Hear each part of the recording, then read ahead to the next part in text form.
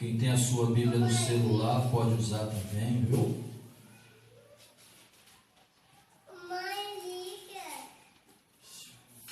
No capítulo 4.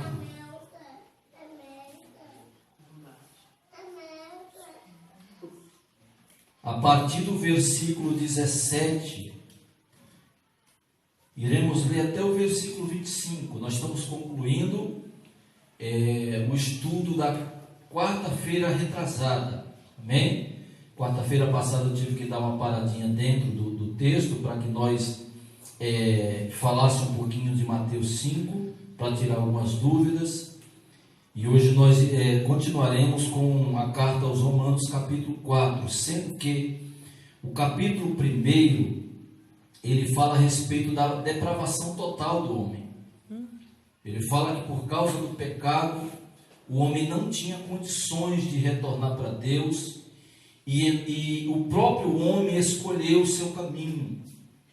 Então a questão, por exemplo, de uma pessoa falar que uma criança é um anjinho, olha, criança é um anjinho, não. A criança, quando ela nasce, a total responsabilidade é dos pais de levar ela aos pés de Jesus, porque a criança também nasce com a mesma condenação do pecado adâmico.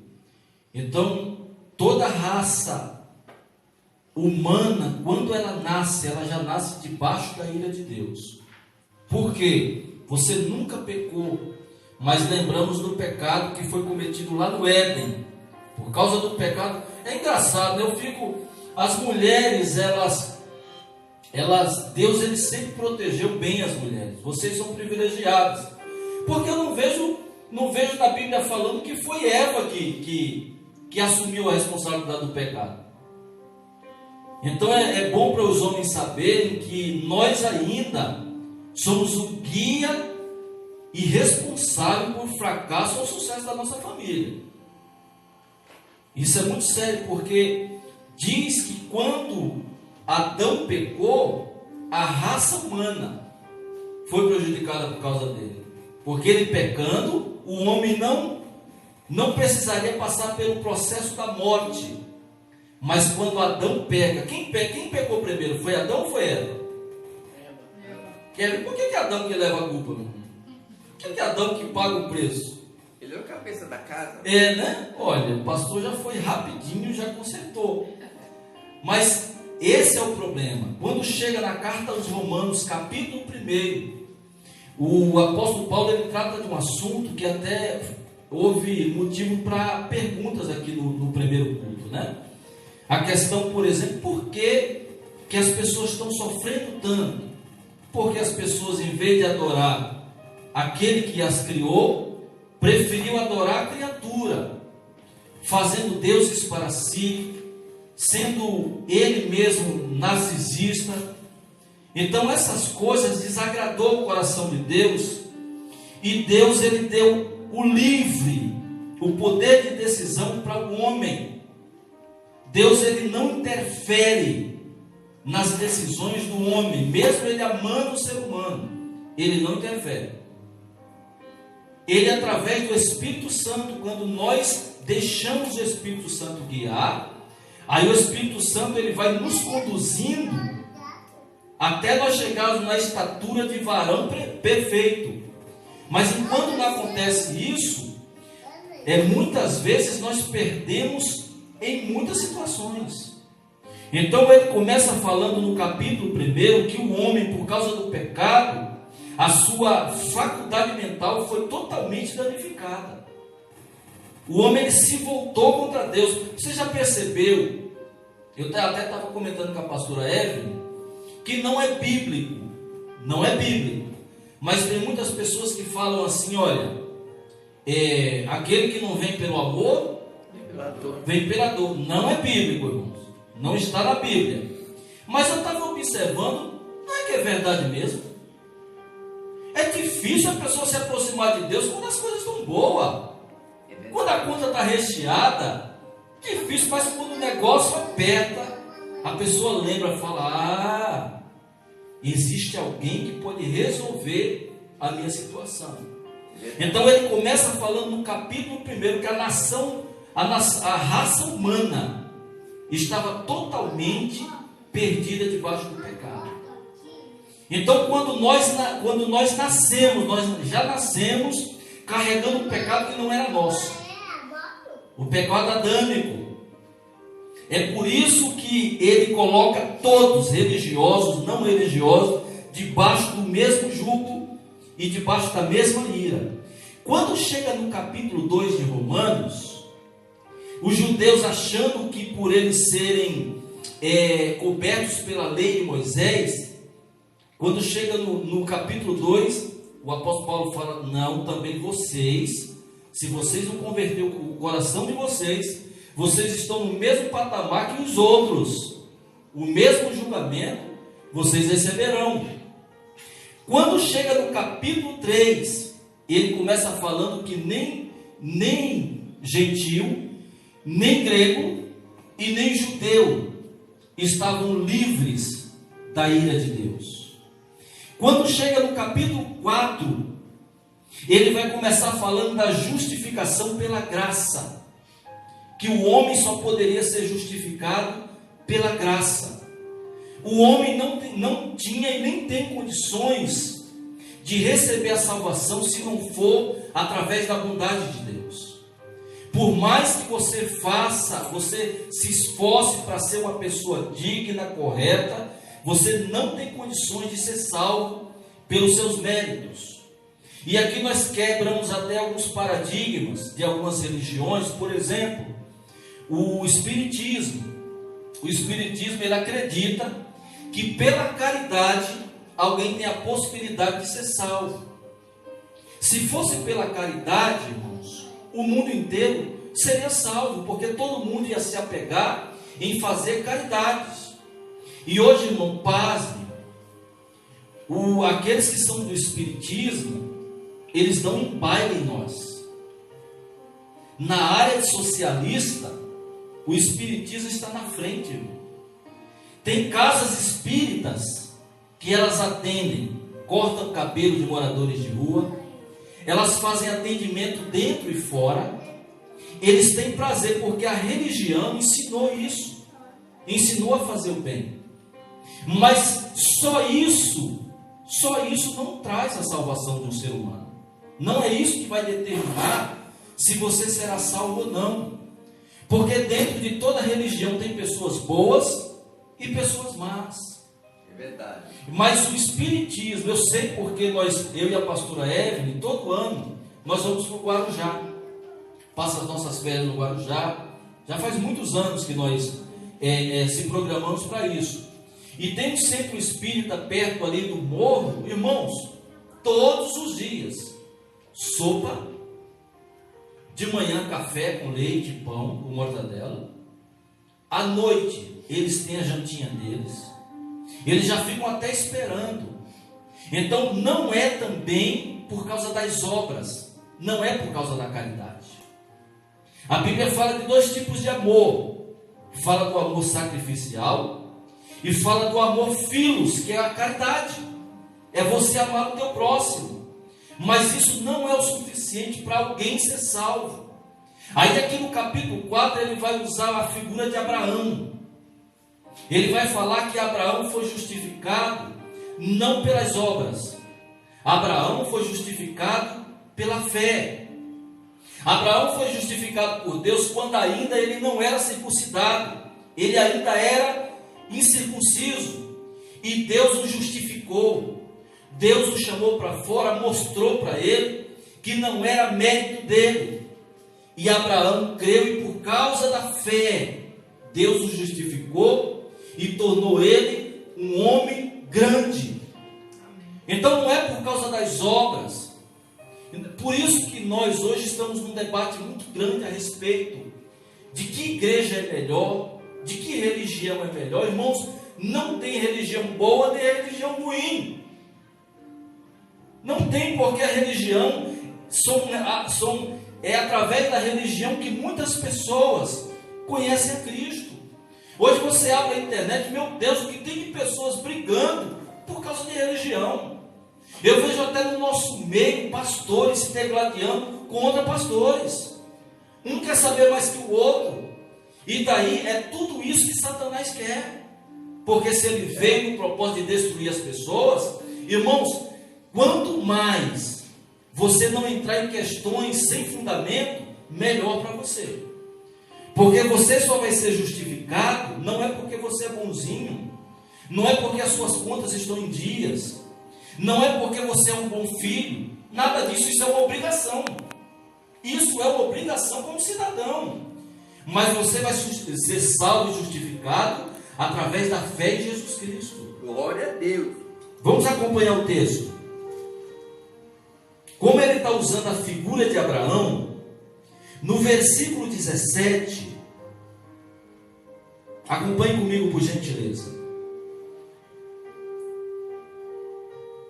E ele não só justificou Abraão, ele fez de Abraão pai de muitas nações. Versículo 17, como está escrito: por pai de muitas nações te constituí. Perante aquele no qual creu, o Deus que vivifica os mortos e chama à existência as coisas que não existem. Abraão, esperando contra a esperança, creu, para vir a ser pai de muitas nações, segundo lhe foi dito: assim será a tua descendência. Diz amém. Amém.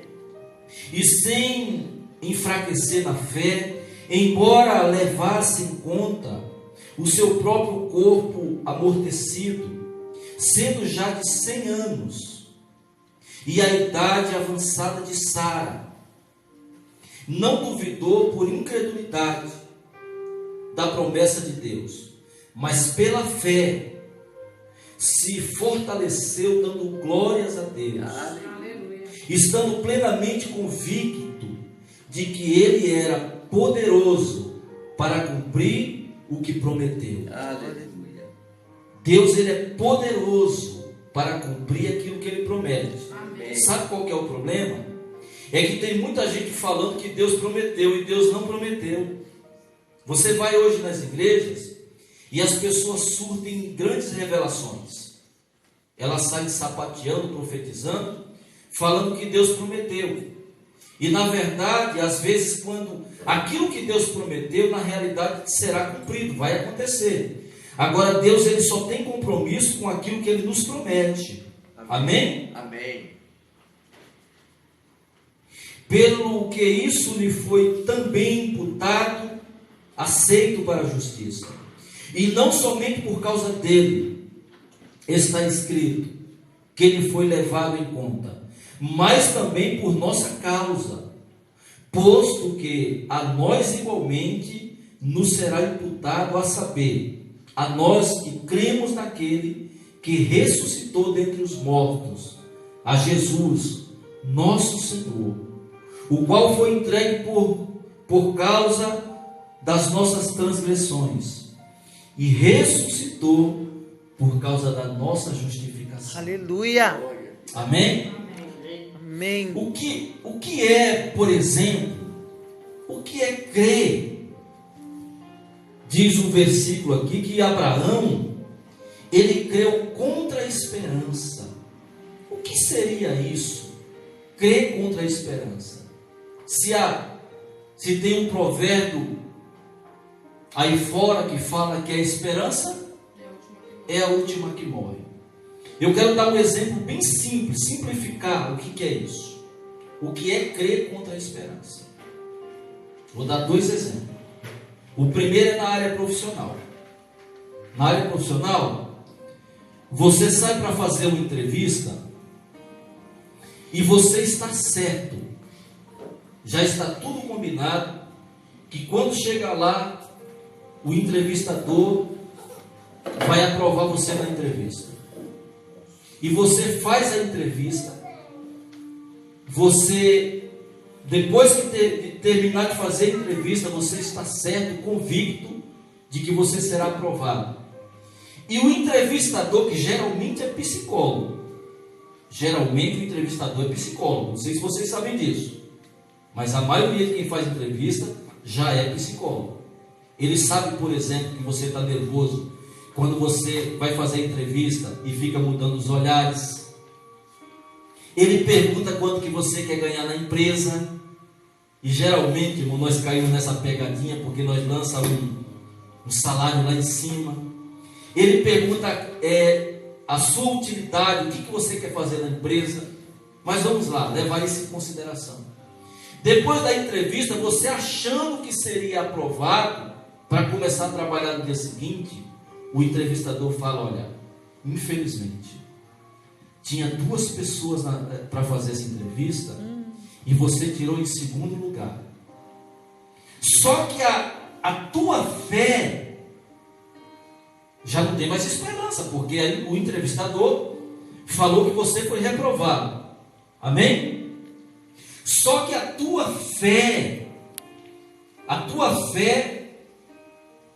fala que mesmo você tendo tirado a nota mínima, aquela porta é sua.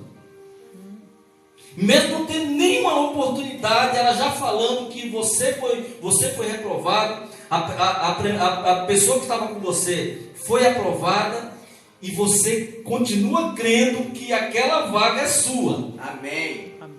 Isso é crer contra a esperança. Porque você, irmão, já foi dado o veredito que você não tem chance. Você foi reprovado. Então, em vez de você sair cabisbaixo ali daquele escritório, você fala: não vim aqui à toa. Não. Eu vim aqui porque Deus me colocou aqui e falou que esse emprego era meu. Verdade. Isso é crer contra a esperança. Outro exemplo. Você está numa mesa de cirurgia para fazer uma coisa simples. Uma cirurgia de qual que é a cirurgia mais simples hoje? A bariátrica? Qual a cirurgia simples? E você está na mesa de cirurgia e o médico descobre uma doença muito mais grave. E ele olha para você e fala: olha, se você tem alguma religião, você comece a orar. Porque você tem 6 dias de vida.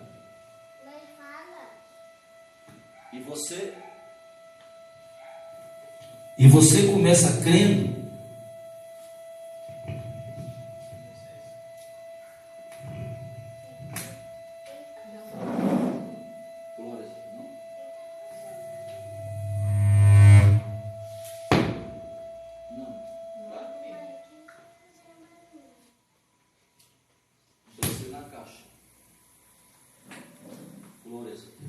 Glórias a Deus. Parou. E você fala: não. O médico está falando. Mas o meu Deus, Ele sabe. E eu vou sair daqui do jeitinho que eu entrei. É você crer contra a esperança. É você crer diante de uma situação que já não tem possibilidade. É você crer que o já de Deus é mais presente do que o sim do homem. É verdade. Isso é crer contra a esperança. Porque a nossa esperança, irmãos, ela está baseada em coisas terrenas. Olha o que o texto fala aqui. Vamos acompanhar o versículo 18. O 17, parte B, fala: por Pai de muitas nações te constituí, perante aquele no qual creu, o Deus que vivifica os mortos e chama à existência as coisas que não existem. Só Deus pode fazer isso. Só Deus pode chamar à existência as coisas que não existem. Porque no livro de Isaías fala que esse mesmo Deus, Ele chama as estrelas para fora, e a cada uma Ele dá o nome. É esse mesmo Deus que tem o poder de com a concha das suas mãos colocar todas as areias dessa terra. Aleluia. E nós só cremos geralmente contra a esperança quando a esperança vai embora. Por que o apóstolo Paulo está trazendo isso à tona? Por um simples motivo. Olha o versículo 18. Abraão esperando contra a esperança, creu, para vir ser pai de muitas nações, segundo lhe foi dito. Abraão, irmãos, um homem com 100 anos, tem condições de gerar filhos? Ele é fértil para isso? O organismo dele ainda está ativo para essas coisas? Na mentalidade de uma pessoa de 100 anos, vamos lá. Por mais que fosse na época de Abraão, uma pessoa com 100 anos, eu chegasse para uma pessoa com 100 anos e falasse: olha, Deus está me falando que vai te dar um filho. Vocês acham que essa pessoa ia acreditar? Nada, ele ia dar risada. Falar que eu estou com o pé na cova. Eu estou no bico do couro, você me falar que eu vou ter um filho. Você está brincando com a minha cara. Foi isso que aconteceu. Porque naturalmente, todo o vigor de Abraão já tinha ido embora. Nem o azulzinho ia fazer diferença. Irmão, nem ginkgo-biloba, nem catuaba, não tem mais condições. Mas ele não desacreditou. Ele falou: se Deus falou, ele cumprirá. Glória. Ele continuou com a sua fé inabalável. Amém. Sabe qual que é a nossa maior dificuldade? É de continuar com a nossa fé inabalável.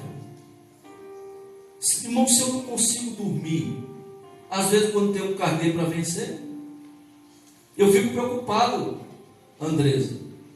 Imagina um homem de 100 anos, Deus fala para ele que dará um filho, e desse filho é que vai surgir uma grande nação. E não é só isso. Ainda no versículo 19: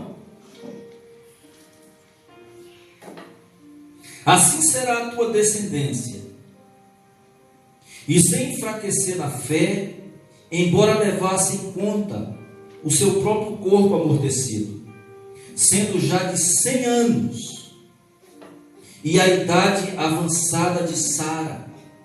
Sara aqui já estava com 90 anos. Cá para nós, uma mulher de 90 anos, Oleica, ainda tem as trompas, ainda tem o seu útero fértil? Não, porque tanto envelhece por fora como por dentro. Mas eu estou falando nessa noite de um Deus que traz à existência as coisas que não existem. Aleluia. Crer contra a esperança é você começar a fazer uma garagem ampla sem carro.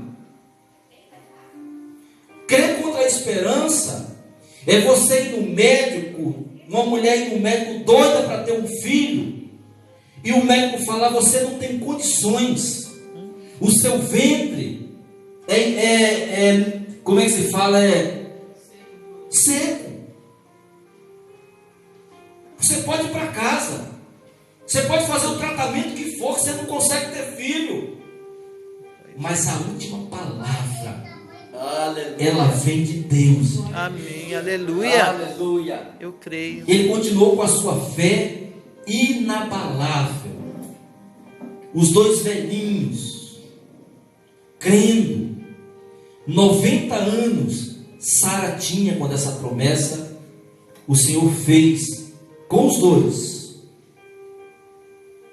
E o versículo 20: não duvidou por incredulidade da promessa de Deus, mas pela fé se fortaleceu, dando glórias a Deus. Aleluia.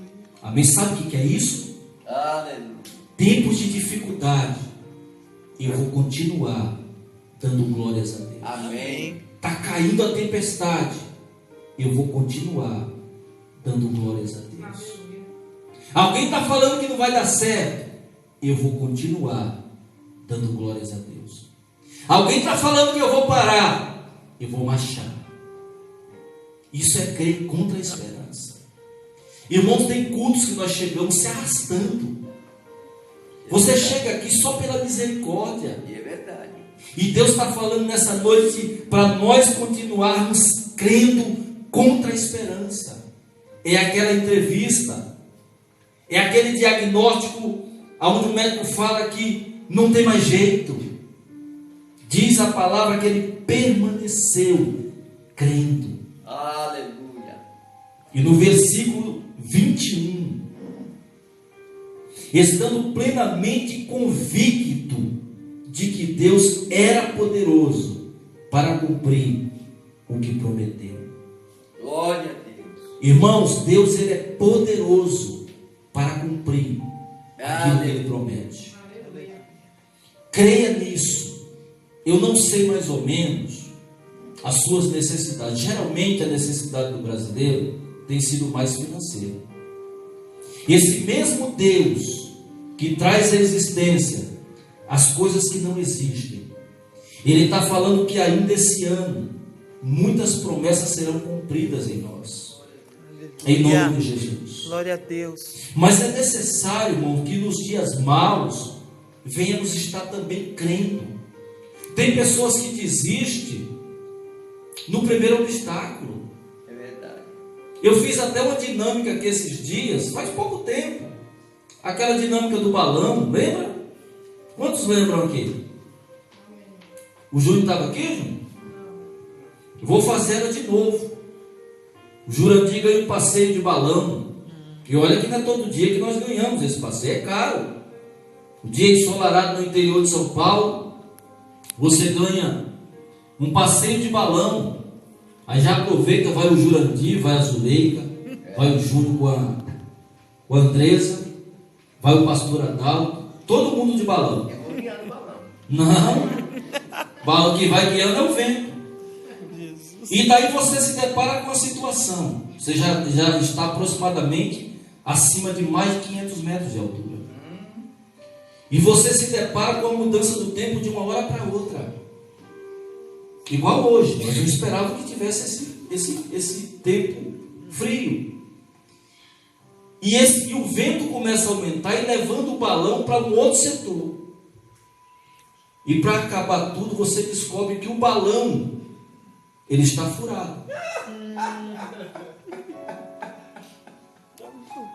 E você dentro do balão. É muita coisa, pô. E você não é só isso. Você olha lá na frente, tem um rochedo. E esse balão está indo de frente para a rocha. Ele vai bater, irmão, ele vai se esmagar e vai esmagar quem estiver dentro. E agora? O Júnior já é experiente, gosta de fazer umas gambiarra, rápido. Mas vamos lá, Jurandir. Duas opções, irmão. Uma delas é esperar a pancada na rocha. E você também tem a possibilidade de pular do balão para tentar escapar. Vamos lá, pastor. E aí? Pula ou fica? Sem paraquedas? Não, sem nada. Ah, vou ficar então. Você vai ficar. Mas se pular, tem a possibilidade de escapar. Nem que perca o braço. Quantos metros? 500 metros. Vai ficar? Vamos lá, Zuleika. Teu esposo está no balão, minha irmã. Tem que ficar junto. Tem que ficar? Tem, pastor. Henrique está no meio também. E aí, meu irmão? Pula ou fica? Fica, né? Pedro está dando risada, irmão. E aí, vai pular, Pedro, o balão? Não, vai ficar? Só que o balão, irmão, ele está indo de frente para a rocha. Analisa bem. Analisa bem. Ele está aí, já está bem pertinho, falta poucos metros. E aí, Jurandir? Então você já sabe, meu irmão. Você já esteve aqui. Não? E aí, Júnior? Fica ou pula, irmão? Você fica? Tá seguro aí com o grandão? Fica ou pula do balão? Lembrando dos filhos. Ai, meu Deus. Deixei a criança lá embaixo. E aí, André? Pula ou fica? Se eu tiver coragem para subir no balão, eu fico. Pronto. Isso é crer contra a esperança. Essa dinâmica ela é feita em algumas empresas. Geralmente quem pula do balão, eles alegam o seguinte: que são pessoas que não aguentam pressão. Pessoas que começam um projeto e no meio do caminho param. A maioria das pessoas que falam que pula do balão, a empresa não pega para trabalhar. Por mais que esse balão, irmão, ele vá direto para aquela rocha, o mesmo vento que levou aquele balão para aquela rocha é o mesmo vento que pode tirar, desviar da rocha. Glória a Deus. Eu quero falar nessa noite que andar com Deus só nos momentos difíceis e nos momentos ruins também. Com certeza. Tem vários ditados que Deus ele não te livrará dos problemas, mas Ele passará junto com você dos problemas. Aleluia. Eu não quero usar isso aqui dentro da pregação, porque muita gente já fala isso aí, que é uma realidade. Sabe qual que é o problema das igrejas? Da maioria delas? Que ensina para você só o caminho da vitória, só o caminho da bênção, só o caminho da porta aberta, mas não fala para você que o apóstolo Paulo foi um dos homens que mais sofreu por causa do Evangelho. O apóstolo Paulo ele sofreu tanto que os judeus, para não parar de bater nele, quando chegava nas 39 chibatadas, eles sabiam que não podiam chegar na 40, porque senão tinham que parar. Eles paravam nas 39 por 5 vezes. Imagina como não ficou o corpo do apóstolo Paulo.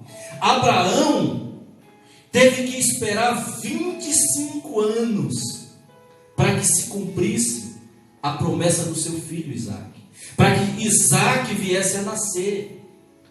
Essa é a pergunta. Você vai esperar em Deus? Você vai crer contra a esperança? Ou no primeiro impacto você vai deixar entrar incredulidade no seu coração? Porque se você permanecer em Cristo, você está provando que mesmo nos momentos de dificuldade, esse mesmo Deus que chamou Abraão é o Deus que cumprirá em você Aleluia. todas as promessas, Aleluia. Glória a Deus. inclusive a promessa de salvação. Obrigado, irmão. Porque o texto fala aqui uma coisa linda: estando plenamente convicto de que ele era poderoso para cumprir o que prometeu, pelo que isso lhe foi também imputado para a justiça. Aleluia. Isso é, você será justificado só por causa de uma palavrinha: fé. Aleluia. Fé. É a fé que justificará você.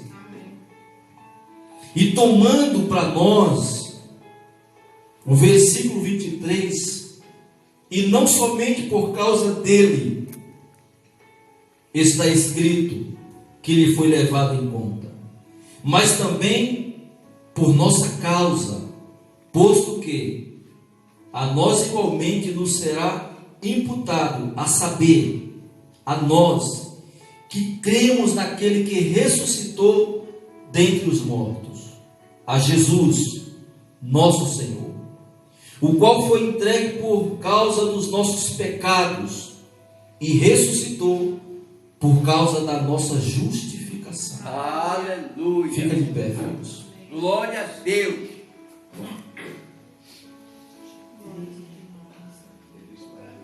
Crer contra a esperança é muito difícil. Abraão teve que crer, mesmo tendo, pastor, o seu corpo amortecido, envelhecido. Por ele mesmo, não tinha mais condições do seu organismo ter forças para gerar o filho. Sara pior ainda, porque com certeza o seu ventre, as suas trompas já estavam envelhecidas. Mas Deus, olha que coisa maravilhosa. Não é bíblico, viu? Para não se tornar heresia. Mas eu vejo aqui o Senhor renovando o ventre de Sara, sabe, deixando limpo, tudo novinho. Eu vejo Deus tocando no organismo de Abraão, trazendo a existência, porque para fazer isso só Deus, mudando. Eu já vi pessoas dentro de um culto, tendo o seu coração, o seu órgão, coração, que sofreu vários infartos, saindo daquele culto com o coração renovado. Aleluia. Sem precisar de ponte de safena. Sabe o que é isso, meu irmão? É entender que o mesmo Deus que fez o ventre de Sara fértil é o mesmo Deus que trará à existência aquilo que você largou de mão, aquilo que você falou a Deus: eu nem quero mais, porque eu já lutei tanto, eu já fiz tantas vezes, não deu certo. Da mesma forma que Ele fez na vida de Sara e de Abraão, Ele tem o poder, filhos, de fazer nas nossas vidas. Aleluia. Aleluia. Feche os teus olhos em nome de Jesus. Sabe, meu Senhor, nós quando chegamos na Tua presença, Pai, muitas vezes sem esperança, sem expectativa, sem o norte, Senhor. Só que nós começamos a lembrar, Pai, que a Tua palavra ela é viva, ela é eficaz. E o apóstolo Paulo, meu Deus, ele não trouxe esse texto por acaso. Ele estava demonstrando para a igreja de Roma que o mesmo Deus que começou no passado, na antiguidade, continuava sendo o mesmo, que tem poder sobre todas as coisas. Então nesta noite nós colocamos o nosso coração ao Teu dispor, nós colocamos as nossas vidas, Pai, nas Tuas mãos, nós colocamos os nossos anseios, os nossos projetos, a nossa família, os nossos filhos. Nós não aceitamos, ó Deus, do nosso próprio coração palavras contra os nossos filhos, a nossa casa, o nosso casamento. Meu Deus, nós não aceitamos também palavras de maldição que venham atingir a nossa fé. É verdade. Porque diz a Tua palavra que Abraão permaneceu firme, com a sua fé intacta, convicto de um mesmo Deus que tinha começado aquela obra. Ainda quando ele não tinha filhos, o Senhor foi Deus para cumprir na vida de Abraão. Aleluia. Meu Deus, eu quero que essa palavra vá de encontro. Talvez alguém que chegou aqui nesta noite, querendo desistir dos seus próprios sonhos, querendo desistir dos seus próprios projetos, querendo desistir da sua própria vida.